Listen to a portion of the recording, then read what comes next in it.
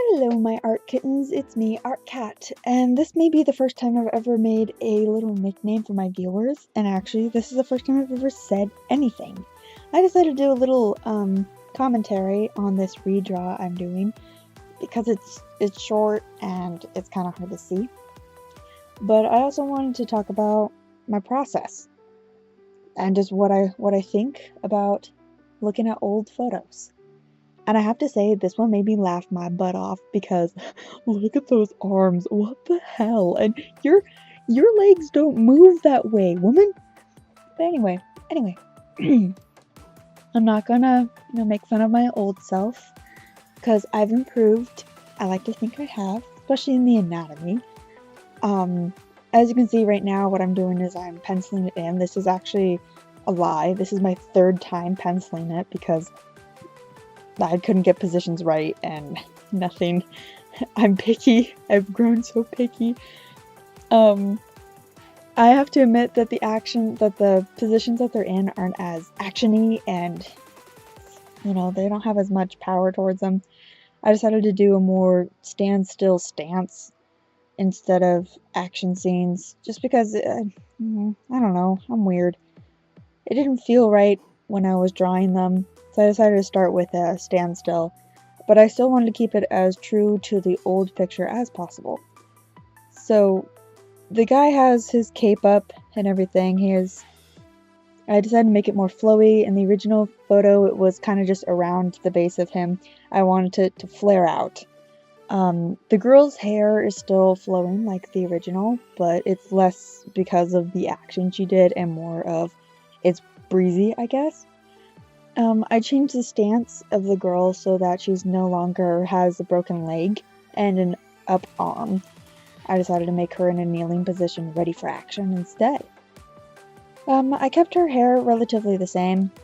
I liked the look of it on that character. As for the guy, from the small amount of pictures that I have of the characters, because I usually draw multiple pictures of the same characters, his hair, I just decided to show off more of it. He always had a hood in the pictures that I saw that I drew in 2012. He, in the original picture, has a tattooed arm on his, I'm guessing it would be his right, but he's wielding a left-handed sword. I just couldn't get a stance that looked right when he isn't in action to show off his tattoo in, so I decided to switch it and simplify it, because in the my old idea of his character was his entire arm was this tattoo, and there's one part that is red. Super cool. So I changed that just so you can, show off their bond. As you can see, I'm starting to color. The first thing I've noticed in coloring is that I used black to color in 2012, which is a really sad phase to be in. But it's a good phase to start off with, just to get your ideas out. But I immediately changed that. I used blue and dark brown for the black clothing, and for their skin tones, I used a darker brown and a little bit of yellow.